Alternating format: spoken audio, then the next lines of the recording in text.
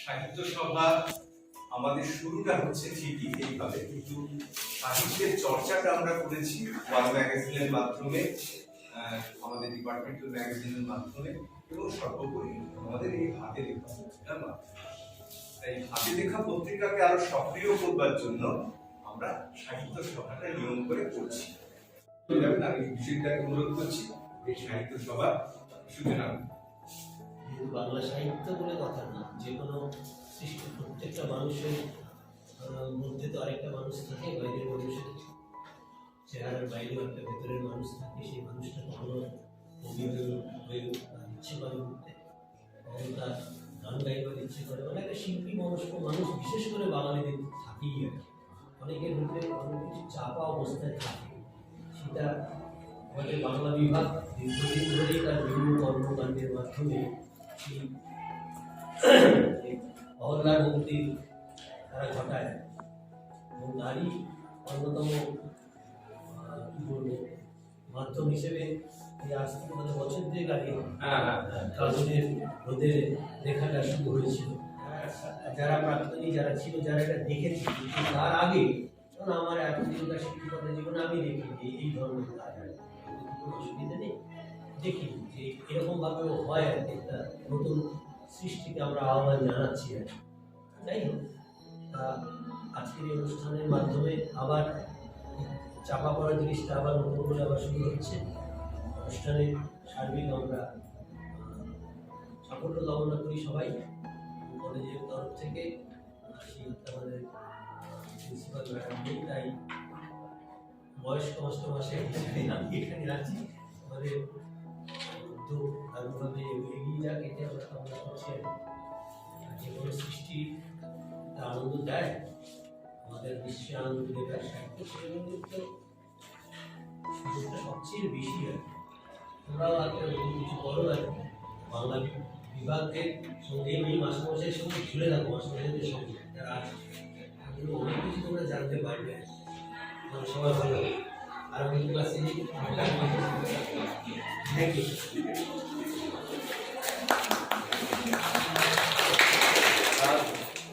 একটা অনুষ্ঠান শুরু করার আগে আমরা একটু গান শুনবো। যেহেতু এটা ছাত্রছাত্রীদের অনুষ্ঠান, সেহেতু আমি সিলেক্টকে অনুরোধ করবো সে একটু গান শোনাবে। হ্যাঁ, আমরা একটু গান শুনে নিই, তারপরে পরের ধাপে যাবো।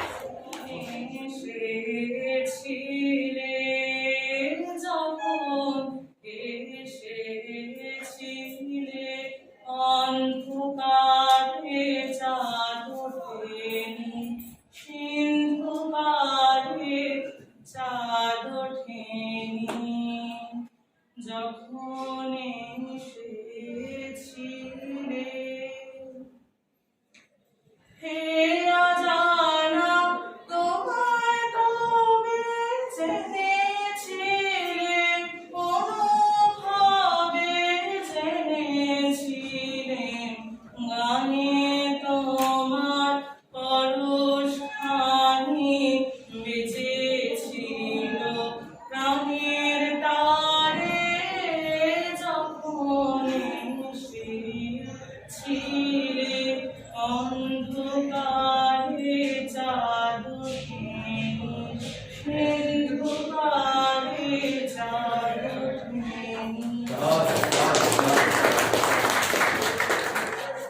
আমরা শুরু করি, তারপরে একটা একটা করে একটু বলি। সেটা হচ্ছে যে আমরা লেখা শুনি, অর্থাৎ যারা লিখে নিয়ে এসেছো তাদের লেখা শুনব, এবং তারপরে তারই সঙ্গে আমরা নির্বাচনও করে নেব। সেটা মাস্টারমশাইরা ডিসাইড করবে। নির্বাচন করবার পরে আমাদের এই পত্রিকাটা, এটা হচ্ছে হাতে লেখা পত্রিকা, বুঝতে পারছি। এই হাতে লেখা পত্রিকায় আমরা লিখব। এইটা হচ্ছে আমাদের সাহিত্য সভার একটা বিশেষ বৈশিষ্ট্য, যে লেখাগুলো আমরা পড়লাম সেগুলোই আমরা এখানে লিখব। কিছু লেখা এখানে আছে। প্রথম লেখাটা ছিল দেবলীন শীত, সে বেরিয়ে গেছে পাশ করে, হ্যাঁ, দেবলীনের লেখা ছিল।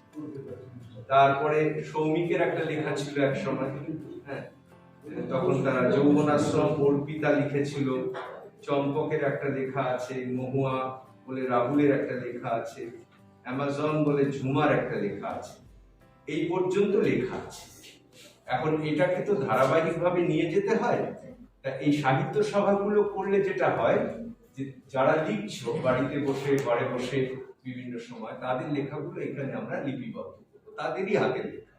হ্যাঁ, তা এটা এবারে যেটা আমরা ভেবেছি যে শুধু বর্তমান ছাত্রছাত্রীরাই থাকবে না, যেহেতু প্রাক্তনদেরও আমি ডেকেছি এবং কলেজের অন্যান্য ছাত্ররাও এই অনুষ্ঠানে অংশ নিতে পারে, তারা পড়বে এবং এখানে তাদের লেখাটা তারা লিখবে।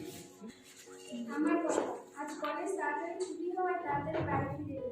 তারপর নিজস্ব পড়া শেষ করে একটা খাতা নিয়ে অনেকদিন পর লিখতে বসে। আমি সবসময় লিখি, যখন লিখি নিজের পাঠ্য বিষয় সম্বন্ধেই লিখি। আজ পাঠ্য বিষয় থেকে বেরিয়ে কিছু লেখার ইচ্ছা নেই। কি লিখবো ভাবতে ভাবতে মনে হলো যে আজ নিজের কথাই লেখা যায়।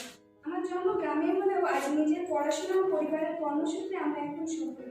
আমার জীবনের একটা লম্বা সময় কেটেছে হোস্টেলে, প্রায় 10 বছর। আমাকে হোস্টেলে ভর্তি হওয়ার আগে ভর্তির পরীক্ষা দিতে হয় বারেপুরের একটি মিশনারি স্কুলে। পরীক্ষায় পাশ করলে ক্যানিংয়ের একটি মেয়েদের হোস্টেলে থাকা থেকে পড়াশোনা করার সুযোগ পাই।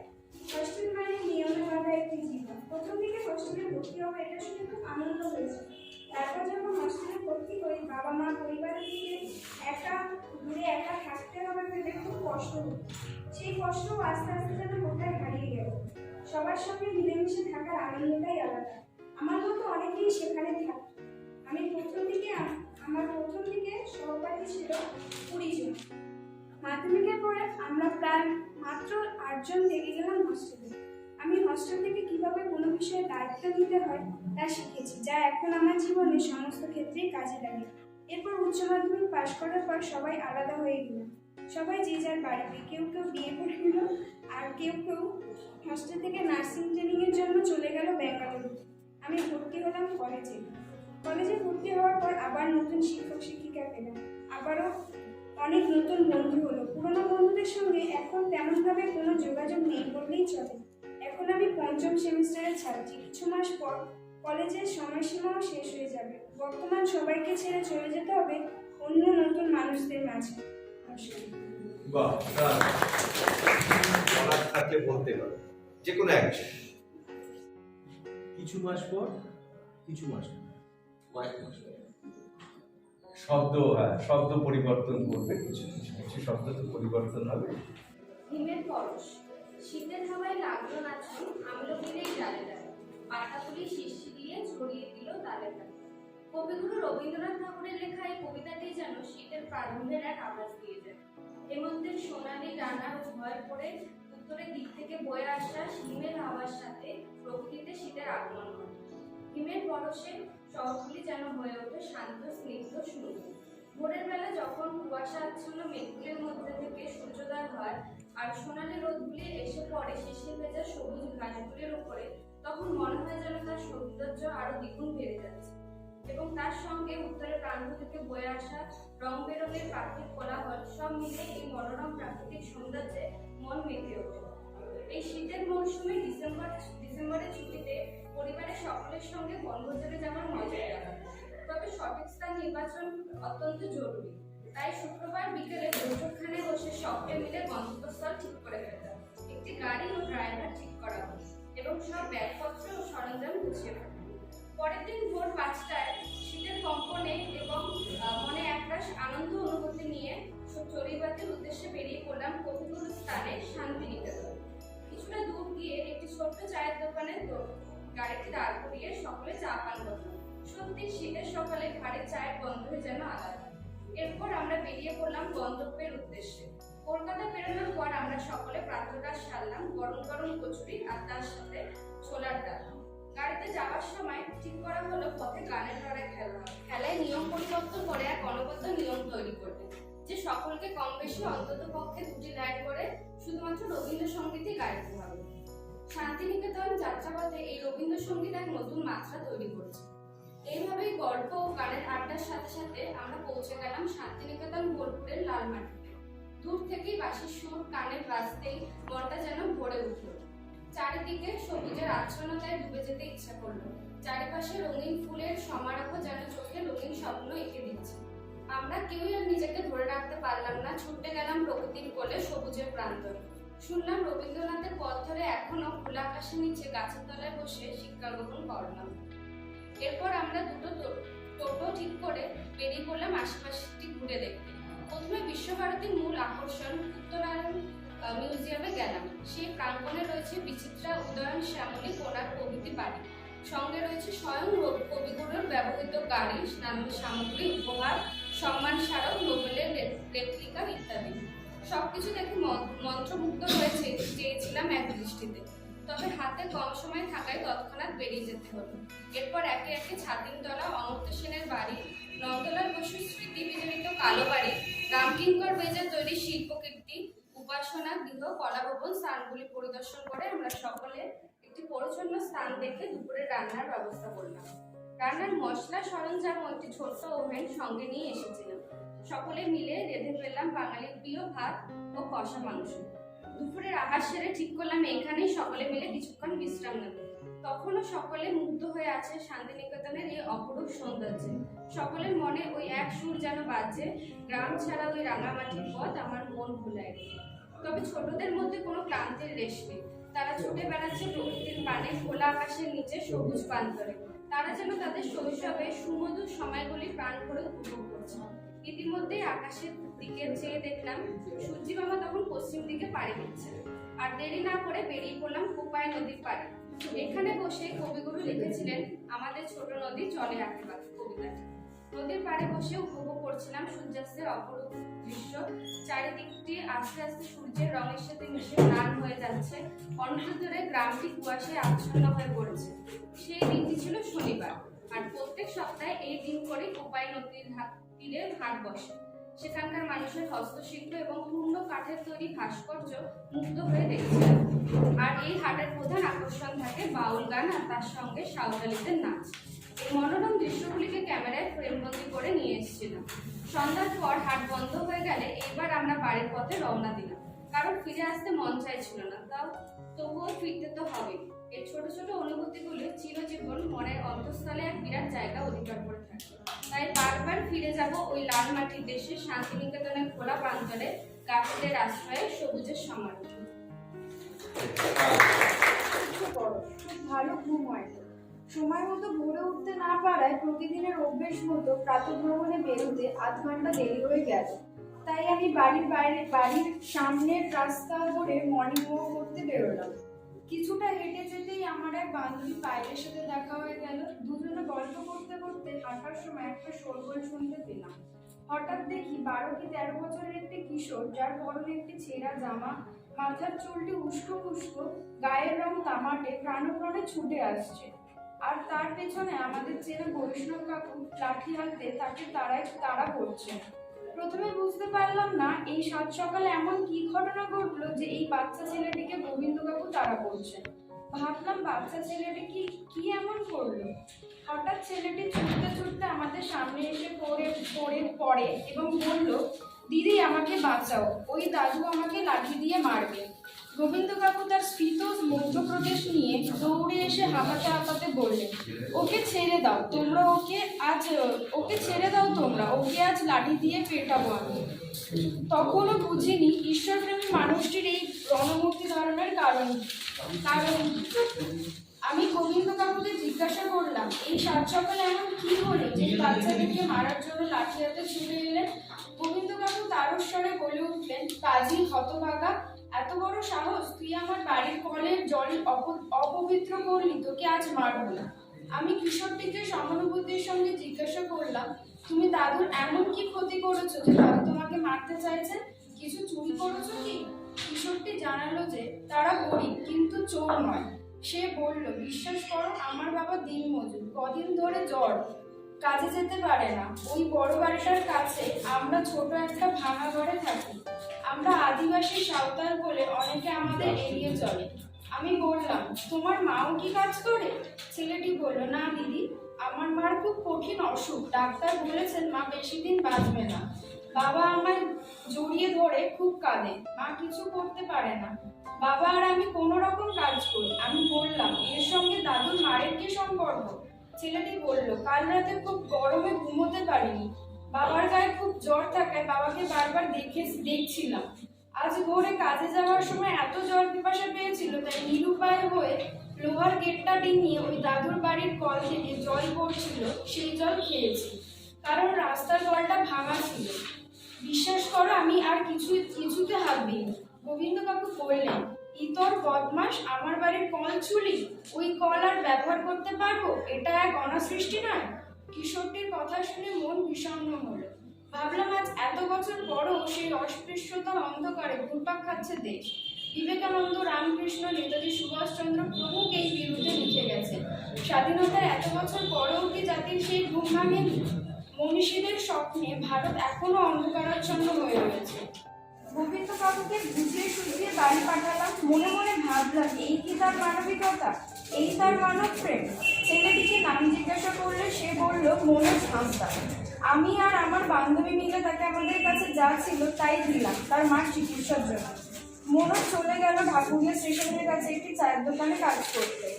তারপর আমি আর আমার বান্ধবী বাড়ি ফিরে এলাম। বাড়ি ফেরার সময় ওই একটাই কথা আমার কানে ভেসে আসছিল, বিশ্বাস করে আমি কিচ্ছু ছুঁইনি, দিদি আমাকে বাঁচাও। খুব ভালো, খুব ভালো লেখা। এইটা কিন্তু বন্ধ। কবিতাটার নাম হচ্ছে যদি বলো। যদি বলো মেঘ, আমি আকাশেই থাকি। যদি বলো বৃষ্টি, আমি রোজ ভিজি। যদি বলো ঘুম, আমি রোজ জাগি। যদি বলো স্বপ্ন, আমি দেখার সুযোগ পাই। যদি বলো প্রেম, আমি তার কাছে ঋণী। যদি বলো বিচ্ছেদ, আমি স্বাভাবিক মানি। যদি বলো মন, আমি ভীষণ আবেগী। যদি বলো বুদ্ধি, আমি ক্যালকুলাস বুঝি। যদি বলো ত্যাগ, আমি তবে ঋষি। যদি বলো ভোগ, আমি পথের ভিখারি। যদি বলো জ্ঞানী, আমি বিদ্যার্থী। যদি বলো মূর্খ, আমি শব্দ গুড়ানি। যদি বলো সক্রেটিস, আমি বিষভোগী। যদি বলো বেদব্যাস, আমি আদিম লিপি। যদি বলো বেমানান, আমি তার সৃষ্টি। যদি বলো মানানসই, আমি হাত ধরি। যদি বলো তাপ, আমি মিশরের মরুভূমি। যদি বলো শীত, আমি শীতের জ্বালানি। যদি বলো পাপ, আমি কাফের বসতি। যদি বলো পুণ্য, আমি স্বার্থ খুঁজিনি। যদি বলো ভুল, আমি এদো বলি। যদি বলো ঠিক, আমি জনস্বার্থ শুনানি। যদি বলো জীবন, আমি পথ চলি। যদি বলো মৃত্যু, আমি আজও দিন গুনি। যদি বলো ক্যানভাস, আমি বেমানান ছবি। যদি বলো তুলি, আমি রং ছুঁইনি। যদি বলো ছাই, আমি গঙ্গার মাটি। অস্পৃশ্য যে কুহুকিনী রক্তে ভিজে বেদ পুরাণ উঠছে নেচে, মোহকস্তুরী গন্ধে নিজে হরিণ পাগল প্রায়। স্নেহ খাম খেয়ালি অঙ্গে ফুটেছে শেফালি, বন্দিনী নীলিমার তুলি আমি আমার রূপকথায়। কে বলে অলক্ষী আমি, অশুভ জ্যোৎস্না নাকি শুধুই আমার বসতি? ভেবে দেখো একবার সবে মিলে, জোয়ার আমার আসে, যৌবনা রাধা ভাসে, স্বর্ণ কলুষ জনি পথে, আতরের গন্ধ তবে কৃষ্ণ পাবে তো? নিশি চোখে চোখ না রাখলে সে বালক হতো না তো ছেলে। সোহাগের যত দোষ আমার কপালে, বিনোদীর প্রিয়তম পরিহাস বুঝবে না। দ্রৌপদী আমি অসতীর পেজ, সীতা আমি আগুনের তেজ, উর্বশী আমি ভোগের আমেজ, বুকের কুসুম জুড়ে কি দারুণ যন্ত্রণা। বাহ বাহ। এই ধরনের লেখা বহুজন লেখে, এটা হলে ওটা, ওটা হলে সেটা, মানে তুমি দেখবে যে এটা বহুদিন ধরে খুব লেখা হয়। মানে তুমি যদি আকাশ হও, আমি নদী, আমি না নদী হলে তুমি এই ওটা, একটা বিপরীত কিছুকে রেখে শেষ পর্যন্ত কবিতার মূল জায়গা যেটা, সেটা হচ্ছে একটা রহস্য লোককে ধরে রাখা। তাছাড়া সে যত সুন্দর শব্দ যোজনা দিয়েই তৈরি হোক না কেন, একবার পাঠের পর যখনই আমি একটা বিপরীতাভাসকে বুঝতে পারলাম, যে দুবার তিনবার দেখার পরে বুঝতে পারলাম আচ্ছা এ কি বলতে চেয়েছে, একটা জিনিসকে আছে তার একটা বিপরীত, একটা কাউন্টার তৈরি করেছে, এটা যদি আমার জানা হয়ে গেল, আমি দ্বিতীয়বার এই কবিতাটা আর কেন বলবো? দেখো, দু রকম তিন রকমের পাঠক আছে।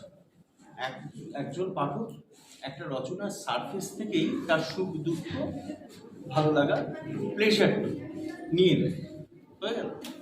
দ্বিতীয়জন যে পাঠক, দ্বিতীয় স্তরের যে পাঠক, সেই পাঠক কি করছে, সে কিন্তু সারফেসকে ডিপ করছে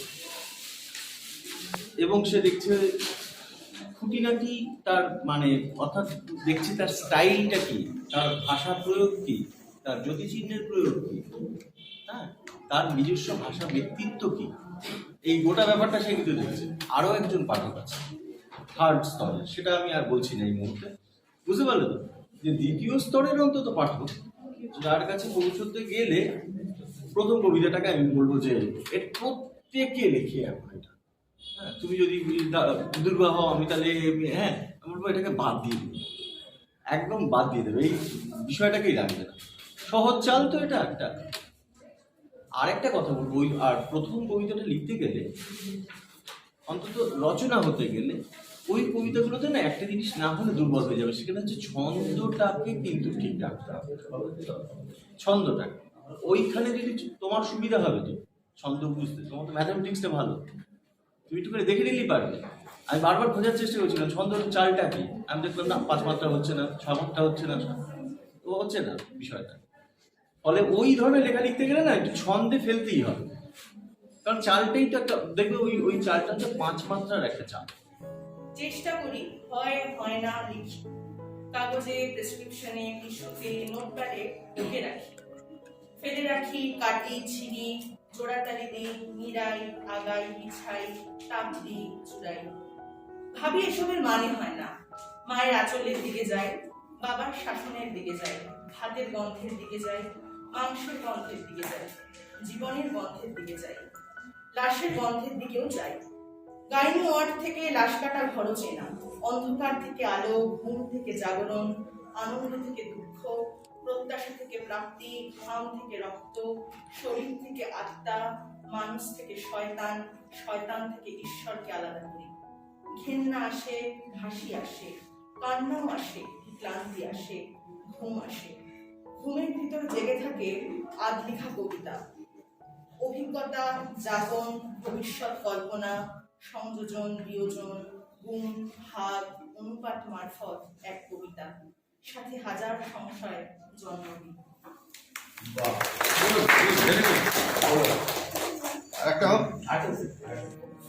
শেষ বিকেলের রোদ গায়ে মেখে আবার হেঁটে চলবো একটা আঁকা বাঁকা ভঙ্গুর পথে।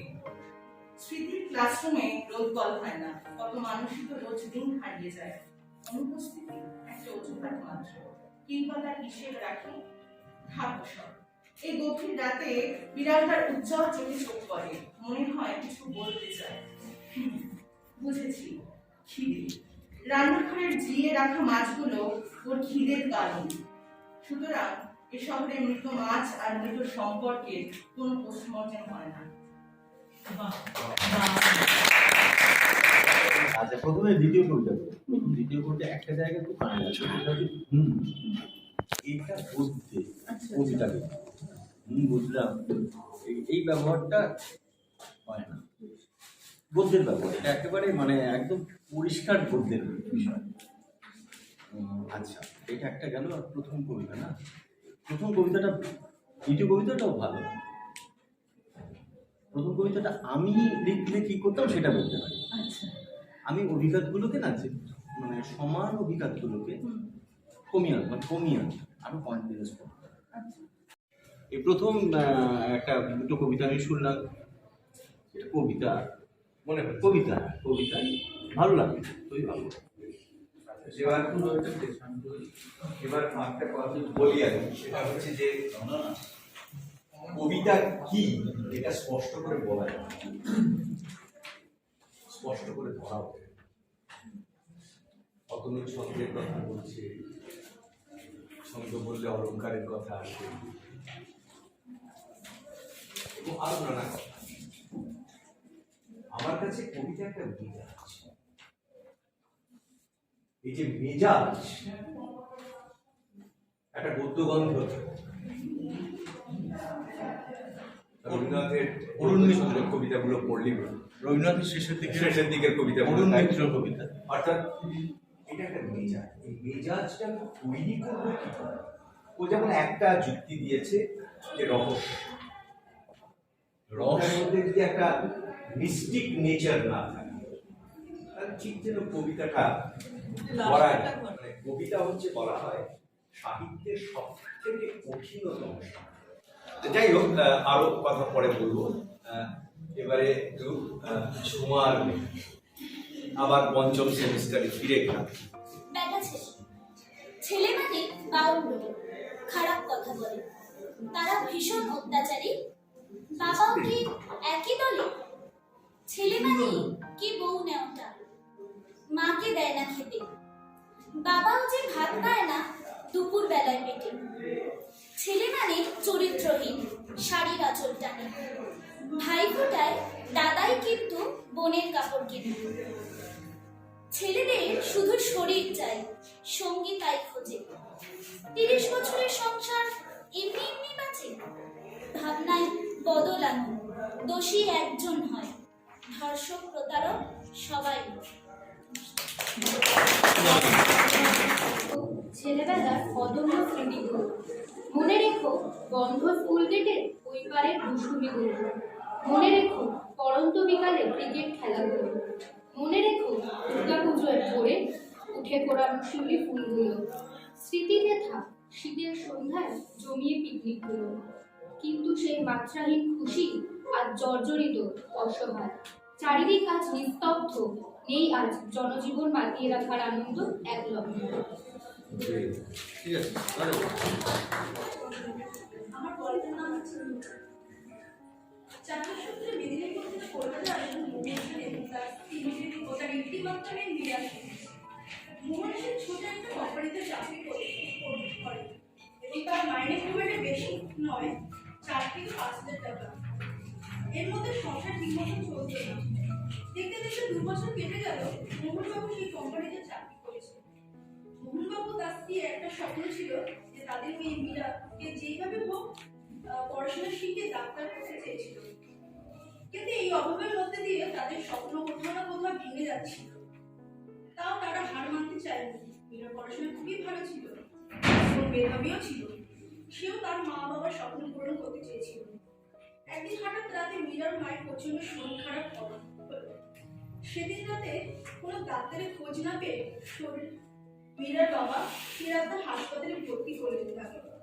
মীরার মায়ের অবস্থা খুবই খারাপ হতে লাগলো।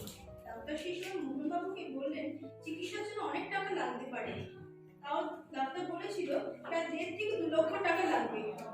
মোহনবাবু জানালেন যে এত টাকা পাবো কোথা থেকে আমি? কোনো পথ না দেখে তিনি টাকা জোগাড় করতে লাগলেন। অবশেষে তিনি পুরো টাকা জোগাড় করতে পারলেন না। তখন মীরা মা শেষ নিঃশ্বাস ত্যাগ করছিল। আর বেশিক্ষণ সময় নেই মীরার মায়ের কাছে। তিনি মৃত্যুর পথযাত্রী করতে বসেছেন। শেষমেশ মীরার মা মীরাও তার বাবাকে ছেড়ে চলে যান। এই অবস্থায় মীরা খুবই ভেঙে পড়ে। মা মরা মেয়ে কতটুকু বা সহ্য ক্ষমতা থাকতে পারে তার। মীরার বয়স ছিল 12 থেকে 13। সে সময় সে তার মাকে হারিয়ে ফেলেছে। মীরা কোনোভাবে তার মায়ের মৃত্যুকে মেনে নিতে পারছিল না। সে সবসময় অন্য জগতে পড়ে থাকতো। কারোর সাথে ঠিকমতো কথা বলতো না, কারোর সাথে ভালোভাবে মিশতো না। কেমন যেন হতে লাগলো দিনকে দিন। সে সবসময় চুপচাপ থাকতো, একা একা অন্ধকার ঘরে পড়ে থাকতো। বেশ কয়েকদিন কেটে যায়। মীরা তার মায়ের মৃত্যুকে ভুলতে পারছিল না। সে ভেতরে ভেতরে একটু একটু করে কষ্ট পাচ্ছিল, কিন্তু সে কাউকে বলতে পারছিল না। পড়াশোনা তার জন্য মন করছিল না। স্কুলে যেত কিন্তু কোনো ক্লাসে তার মন থাকতো না। সে সবসময় অমনোযোগী থাকতো। স্কুলের দিদিমণিরা তার উপর খুবই রেগে যেত, কিন্তু তাও মীরা কিছুতেই পড়াশোনায় মন দিতে পারতো না। সে একা একা চুপচাপ বসে থাকতো, কাঁদতো, কাউকে কিছু বলতে পারতো না। সে আস্তে আস্তে নিজের মধ্যে ভেঙে যেতে লাগলো। স্কুলে দিদিমণিরা কিছু জিজ্ঞাসা করলে সে কিছুতেই বলতে পারতো না। স্কুলের দিদিমণিরা সবকিছু বুঝতে পেরে মীরার বাবাকে স্কুলে ডাকে এবং তার সাথে মীরার ব্যাপারে কথা বলে। মীরার বাবা সবকিছু বোঝার পর স্কুলের টিচারকে এই বলে সান্ত্বনা দেয় যে আর যাই হোক, যেভাবে হোক মীরাকে তারা আগের অবস্থায় ফিরিয়ে আনবে। তিনি সব বিষয়ে সবকিছু ভেবে তিনি মেয়ের মীরার পাশে দাঁড়ায় এবং তাকে সাহস দেয়। মীরার কাছে তার মায়ের মৃত্যুটা অস্বাভাবিক ছিল, কিন্তু এইসব থেকে বেরিয়ে আসতে তাকে সাহায্য করেছিল তার বাবা। দেখতে গেলে মীরা বেশি সময় লেগেছিল। খুব তাড়াতাড়ি এইসব বিষয় বলে তার পক্ষে সম্ভব ছিল না। অথচ তার বাবাকে তার পাশে যেভাবে দাঁড়িয়েছিলেন এবং যেভাবে সাহায্য করেছিল তাকে কোনো তুলনাই নেই। সবকিছু বাধা পেরিয়ে আজ মীরা অন্য জগৎ থেকে নিজেকে বার করতে পেরেছিল। অথচ এগুলো সবই সম্ভব হয়েছিল শুধুমাত্র তার বাবার জন্য।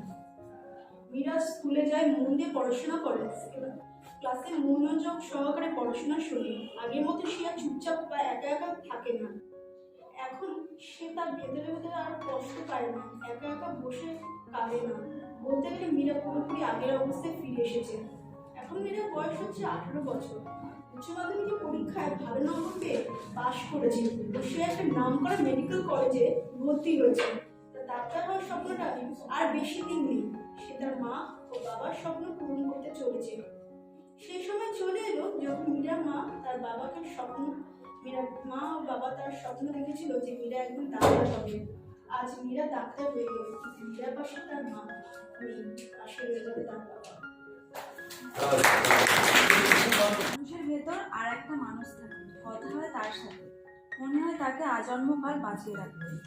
জীর্ণ বাড়ির দেয়াল অথবা কার্নিশ থেকে যেভাবে পলেস্তারা খসে খসে পড়ে, একটা সময় মানুষও ঝরে পড়তে থাকে ক্রমশ মৃত্যুর দিকে এগিয়ে যাওয়ার সময় অথবা নিঃসঙ্গ হয়ে। বাউলের কোনো দুঃখ নেই, তার একতারা আছে, তাতে সুর আছে, জীবনের কথাকে সে গাইতে থাকে। আমাদের একতারা নেই, সুরও নেই, কিন্তু অনেক কথা আছে, যে কথা শুধু বলা যায় ভেতরে থাকা তার সাথে। বাহ, চমৎকার লেখা, চমৎকার লিখে, স্পষ্ট বলছে, কিন্তু কথার মধ্যে কোনো বুঝতে কোনো অসুবিধে নেই। কিন্তু একটা জিজ্ঞাসা জাগে তো মানুষের মধ্যে সব সময়। এই জিজ্ঞাসাটাই শেষ যে লাইনটা, এটাই হচ্ছে ওর মাস্টার স্ট্রোক। মানে কবিতা হয়ে ওঠে আসলে শেষটা, শেষ দুটো পংক্তিতে। গোড়াতে হয় না, মাঝে হয় না তা বলছি, কিন্তু হয় কি বলতে বলতে বলতে বলতে যে মাস্টার স্ট্রোকটা গেলে সেটা হচ্ছে কি এর ভাষাগত জায়গাটাকে বা এর সেগুলোকে অনেক কিছু করার আছে। এই সব থেকে সৌন্দর্য যেখানে ভাবনার সৌন্দর্যটা, হ্যাঁ, আমারও কথা আছে, বাউলের একতারা আছে, জীবনে এই এই ঘটনাগুলো আছে, ওর পড়া আছে বিভিন্ন। এই যে কথার অসহায়তাটা, এই যে এত সুন্দরভাবে প্রকাশিত হয়েছে, সত্য প্রকাশিত হলে সুন্দর হয়। গত 1.5 বছর ধরে ঘরবন্দি থেকে চিন্তা শক্তি সম্পূর্ণ লোপ পাওয়ার পর এবছর নভেম্বর মাসে পুনরায় কলেজের মুখ দর্শন করতে পেরে নিজেকে ধন্য মনে হয়েছিল। কিন্তু তখন বুঝতে পারিনি কলেজ শুরুর সঙ্গে সঙ্গে আমার জীবনে আসতে চলেছে নিত্য নতুন ঝড়। এই যেমন স্টুডেন্ট সেমিনার,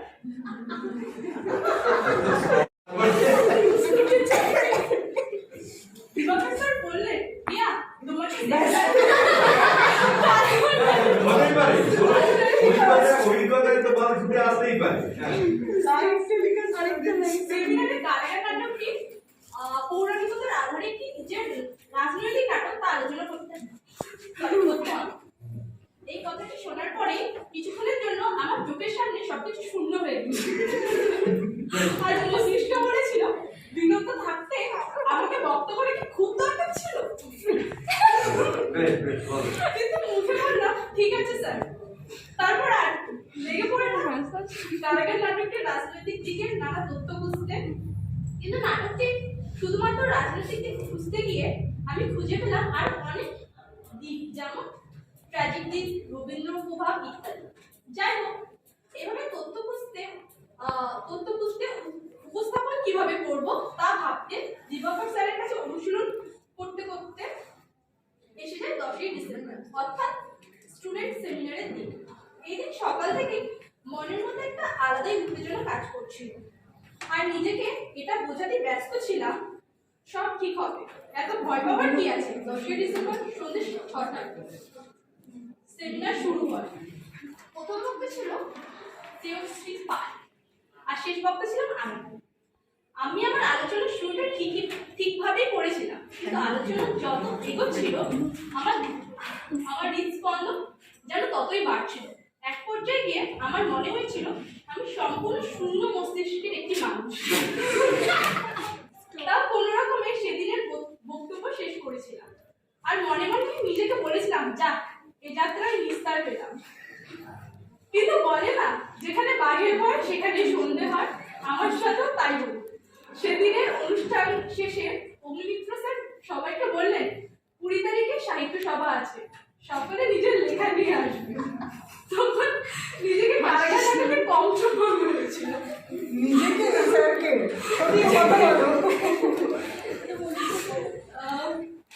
আর গানে শুধু একটা কথাই বারবার বাজছিল যে মুখ্য চরিত্রে নিজ কর্মের ফলে করুণ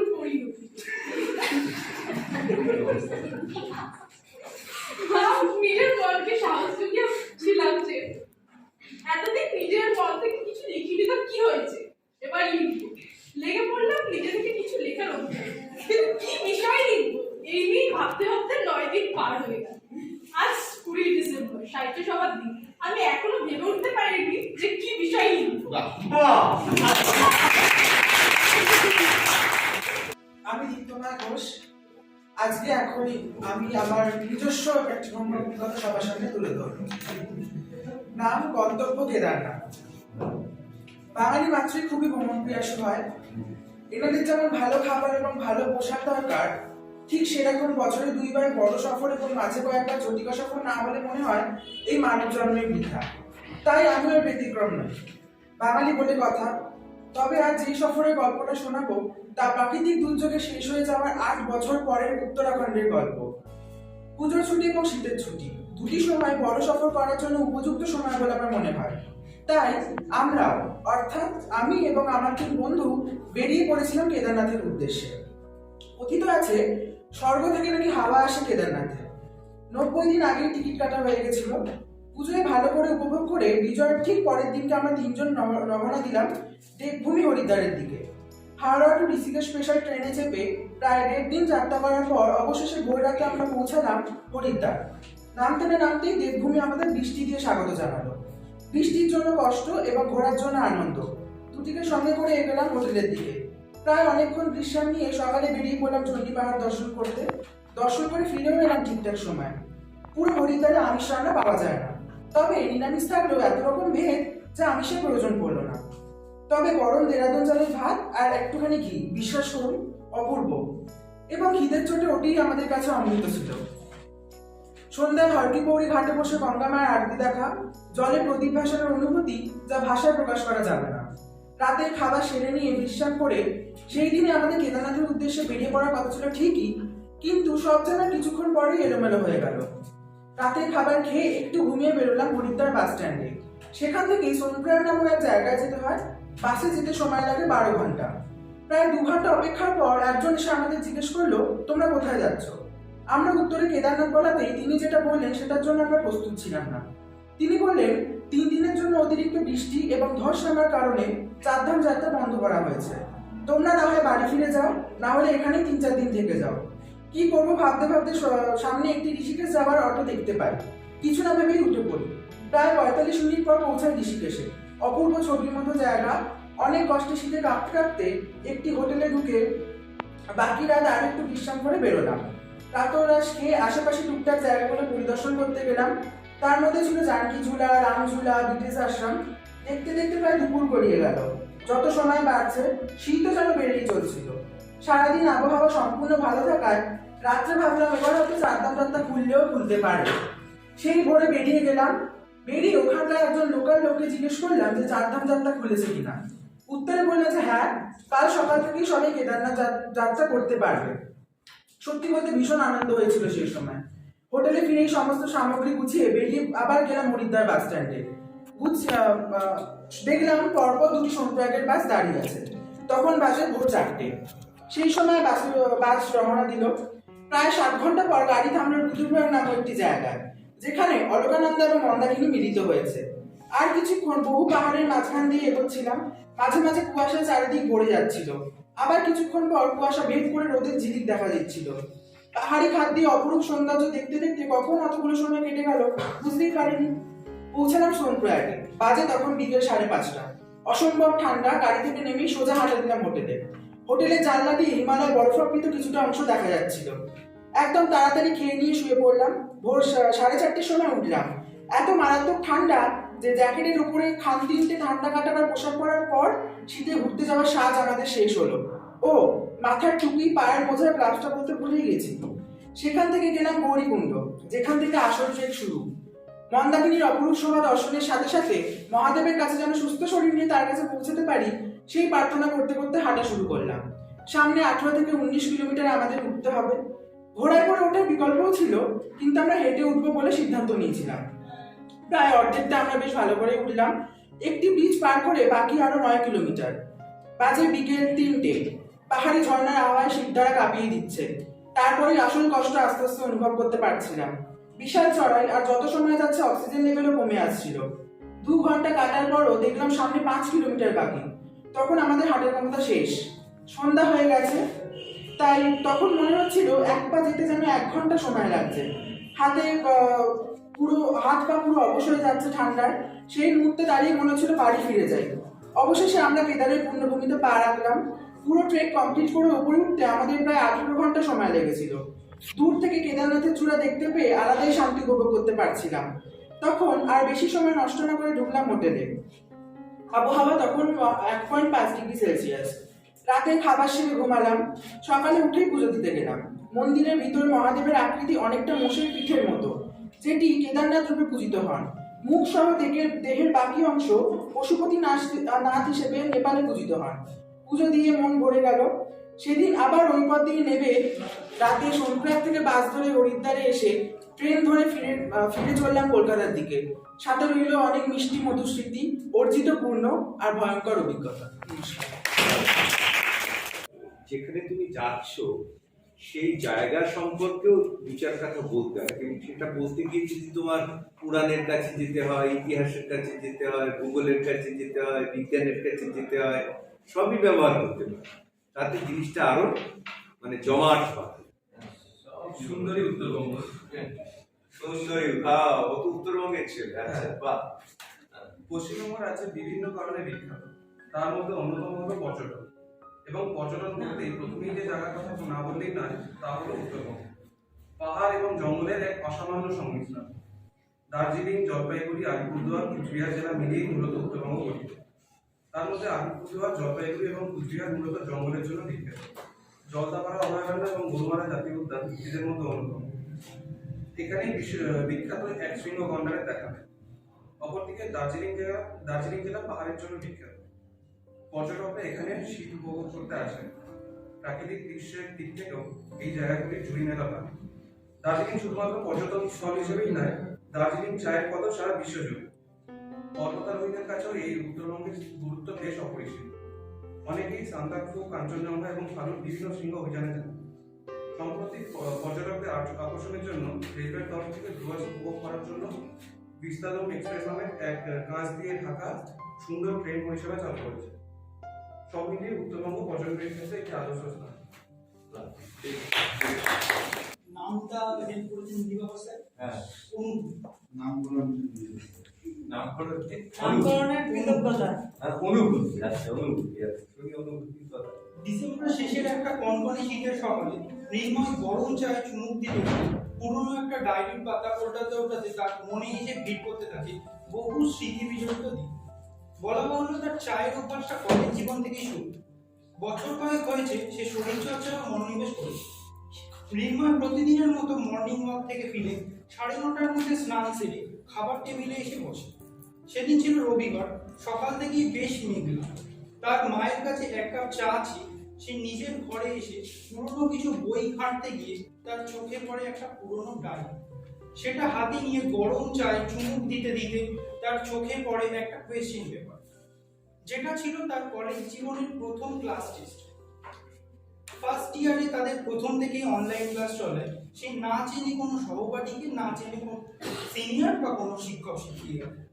এই কথা ভাবতে ভাবতে সে বাস থেকে নেমে কলেজের সামনে গিয়ে উপস্থিত। সেদিনের মতো সেই টেস্টে খাতা জমা দিয়ে আর কলেজের কিছু অফিসিয়াল কাজকর্ম সেরে সে কলেজ থেকে বেরিয়েছে। এমন সময় তার চোখে পড়ল একটা চেনা চেহারা, ওই অনলাইন ক্লাস আর হোয়াটসঅ্যাপে সূত্রে যেটুকু করছে। মৃন্ময় কিছু ইতস্তত বোধ করে একটু এগিয়ে গিয়ে জিজ্ঞাসা করলো, অনুরাগ দত্ত? সে একটু অনিশ্চিত ভাবে উত্তর দিল, হ্যাঁ। তুমি মৃন্ময় তো? হ্যাঁ।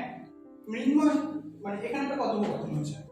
মৃন্ময়, যা এমনিতেই অনেকটা দেরি হয়ে গেছে, কাজটা সেরে আয়। কিন্তু বাকিরা? অনুরাগ উত্তর দিচ্ছে, অনন্যা আর সুকল্যাণ এর মধ্যেই এসে যাবে, ওদের সাথে একটু আগেই ফোনে কথা হলো। তুই বরং একটু দাঁড়া, আমি ঘুরে আসি। সেদিনের মতো তারা কাজ ছেড়ে জড়ো হয়েছিল সামনের একটা চায়ের দোকানের আড্ডায়। এরপর প্রায় 4টে বছর কেটে গিয়েছে। সবাই যে যার জীবনে প্রতিষ্ঠিত। মৃন্ময় একটা বেসরকারি সংস্থায় কর্মরত। সেদিন ঘরে বসে চায়ের কাপে চুমুক দিতে দিতে তার মনে এসে জমা হতে থাকে সেই সমস্ত নস্টালজিক দিনের কথা। এইসব কথা ভাবতে ভাবতে সে ভাবে বিভোর ছিল। হঠাৎই ফোনের আওয়াজে সে স্তম্ভিত ফিরল। তার ফোনটা হাতে নিয়ে সে নামটা দেখলো, অভিনব দত্ত।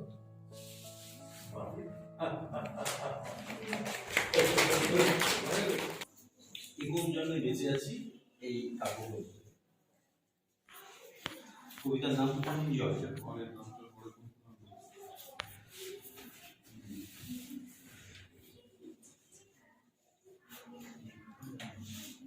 যেটুকু গান তোমার দান অঞ্জল, চ্যুত চরণ ওহে মরণ মধ্য যান, যত আঘাত যেন সকাল সন্ধ্যাবী, ওরে বাতাস ঝড়ে বাতাস দিন বলা কি যায়, রক্ত খায় কেয়ারি সুখ, এত বিপুল তোমার চুল তরণ, যদি কথার গোপন ধার অরণ্যে, পাথর জল স্রোতের ফল পাগলটি, এসো আকাশ মাঠের ঘাস শ্রাবণ গান, সেই মনের এ জীবনের যেটুকু গান।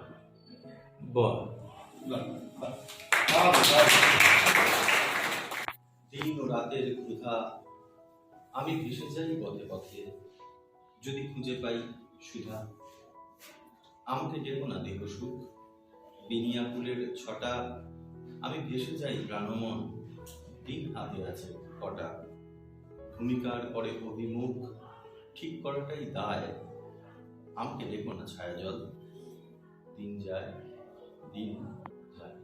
বাহ বাহ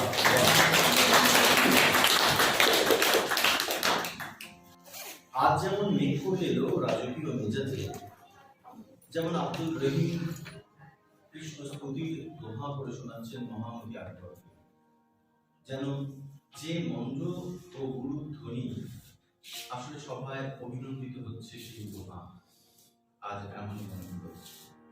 তারপর বৃষ্টি অর্থাৎ রসের প্লাবন, যার যা আকারে আকাশ পরিষ্কার হয়ে গেল, রোমাঞ্চিত নরম আলো, যেন এমনই আলোর ভেতর বসে যুবরাজ দ্বারা উপনিষদ অনুবাদ করছেন ফার্সি ভাষায়। এমন দিনে অসম্ভব পা বাড়ানো এই যোগাছে, চুপচাপ অচঞ্চল তবু স্পন্দিত যে এই আনমনা ছুঁয়ে বাড়ির ভেতর শীত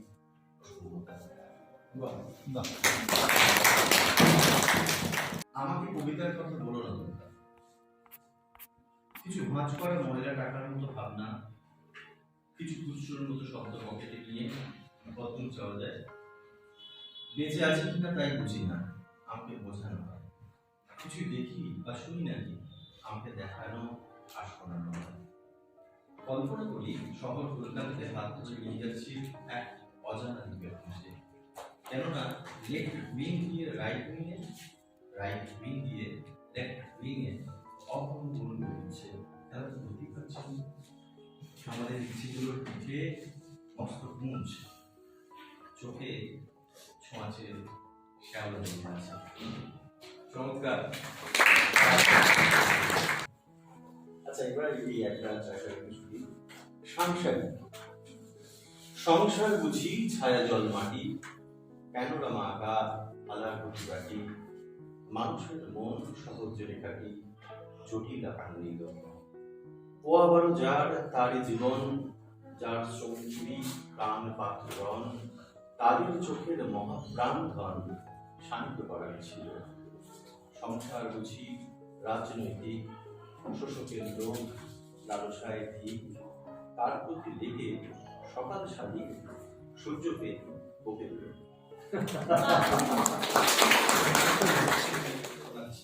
সভা গা গতরে নড়াচড়া, পথ ভুলেছে কেউ, রক্ত মাংসে গেরস্থলী ধূপ বুকানি ঢেউ। গা গতরে নড়াচড়া, পথ ভুলেছে কেউ, রক্ত মাংসে গেরস্থালি ধূপ বুকানি ঢেউ, পাথর ভেঙে আকাশ গড়ি, সওদাগরি চাল, ভাঙা বাড়ি, ফুটো থলি, তাকলিফ বেহাল। সবার কাছে হয় না যাওয়া, বাদ দিতে হয় কত। দুটি ঘিরে চরিত্র দোষ পাঁচজনেরই মতো।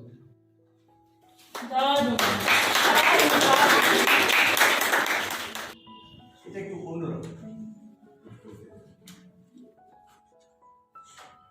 বাসে চেপে গেলাম ডাব, মনে আছে ডাব একটা জায়গা, একা নয় সঙ্গী ছিল 5 জন আর। মেঘগুলি স্থির থামা নদীর ওপর, নীরে ভাষা কিস্তি মগ্ন দিলখুশ আলো। শিষ্ট বাতাস বুকে মশগুল ভূমি। মনে পড়ে এবারে মেঘেরা আসেনি তখন, অঙ্গ ভরে ছিল বল মৌসুমী রোদ। ওবারে নীল রাঙা অক্ষয় কাল, জমি ছুঁয়ে জানুবাদী আমরা সবাই। মৃদু কেঁপে ঠোঁট জপে আলো গান হাসি, উচ্চারণে মাছগুলি জল কেটে যায়। আমি শুধু দেখি চোখ চেয়ে বারে বারে, আজও কত কিছু হতে পারে। আলো জলে কুচলা তলে ডুবলো সনাতন, আজ সারা না কাল সারা না পাই যে দর্শন। নদী ধারে চাষে বধূ মিশাই করোয়াস, ঝিরি ঝিরি বাঁকা নদী বইছে 12 মাস। কলি কলি ফুল ফুটেছে নীল কালো আর সাদা, কোন ফুলেতে কৃষ্ণ আছে কোন ফুলেতে রাধা। আরে কলি কলি ফুল ফুটেছে নীল কালো আর সাদা, আর কোন ফুলেতে কৃষ্ণ আছে কোন ফুলেতে রাধা। কালো জলে কুচলা তলে ডুবলো সনাতন, আজ সারা না কাল সারা না পাইছে দর্শন। আজ সারা না কাল সারা না পাইছে দর্শন। আর এটাকে আবার বেস্ট প্র্যাকটিসের মধ্যে আমরা ধরেছি। মানে সেদিন যে আলোচনা হয়েছে তা থেকে বেরিয়ে এসেছে যে সাহিত্য সভা হচ্ছে একটা বেস্ট প্র্যাকটিস কলেজে, যে স্টুডেন্টরা নিজেরা লিখছে, শুধু লিখছে না, লিখে তার একটা হাতে লেখা পত্রিকা বার হচ্ছে। এই কাগজের রোদের রেখায় তোমাদের লেখাগুলো থাকবে, এটা আমাদের কাছে খুবই আনন্দের। ফলে আমি সবাইকে বললাম, তোমাকেও বললাম, হ্যাঁ প্রত্যেককে বললাম যে তোমরা একটা লেখা দেবে। ফলে এটা কিন্তু আগামী 3-7 মধ্যে লেখাগুলো আসবে এবং লেখাগুলো এখানে উঠে যাবে। ঠিক আছে? এক সময় এখন আর হয় না, একটা সময় সাহিত্যের যে আলোচনা চক্রগুলো হতো সেখানে আমি বহু জায়গায় দেখেছিলাম, এমনকি প্রতাপচন্দ্র চন্দ্র তারাও একটা শেষ সময় করতেন। সেগুলো ছিল স্কুল কলেজ, বিশেষ করে কলেজের স্টুডেন্টদের সঙ্গে এটা প্রথম আমার খুব ভালো অভিজ্ঞতা হলো। প্রত্যেকের লেখার মধ্যে কিছু না কিছু গুণ আছে, প্রত্যেকের। আমার খুব ভালো লাগলো সবার।